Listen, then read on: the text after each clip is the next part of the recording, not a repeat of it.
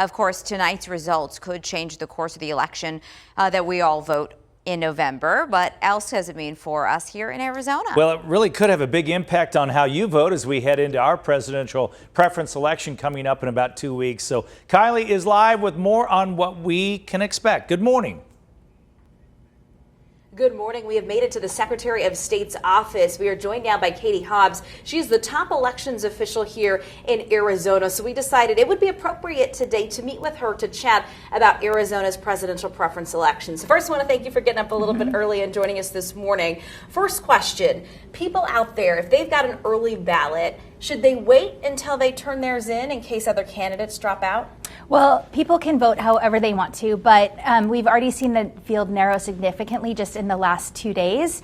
And obviously today, a third of the delegates are up for grabs on Super Tuesday. And so we might expect to see more folks drop out before our election here on March 17th. And so if folks really want their vote to count, they should really wait until we know who's going to be actually still in the race on March 17th in Arizona. So what happens if I voted for, let's say, an Amy Klobuchar or Pete Buttigieg who just dropped out and I already mailed my ballot in? Yeah. Is there anything that can be done? Unfortunately, there's not. As soon as the counties get your ballot, it's separated from the envelope, and that's the only thing that identifies it as your ballot. So they can't get your ballot back. And so if you hold on to that ballot, though, even if you've already marked it, you can go into an early voting site or a polling place on election day and get a replacement ballot and spoil that other ballot. So if I've already filled mine out and my candidate's not in, but I haven't turned it in, I can still then vote for another candidate. Yes. But the issue is if I've already mailed it in, then unfortunately I've got to wait until November if I'm a Democratic voter. Yes. So let's talk a little bit about the election, both in March, obviously, in a couple weeks, and November. We saw the debacle that happened in 2016. You weren't in office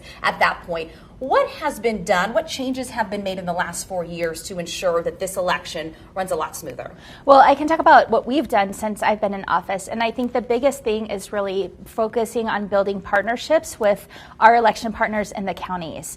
And I know, one of the biggest issue was here in Maricopa County.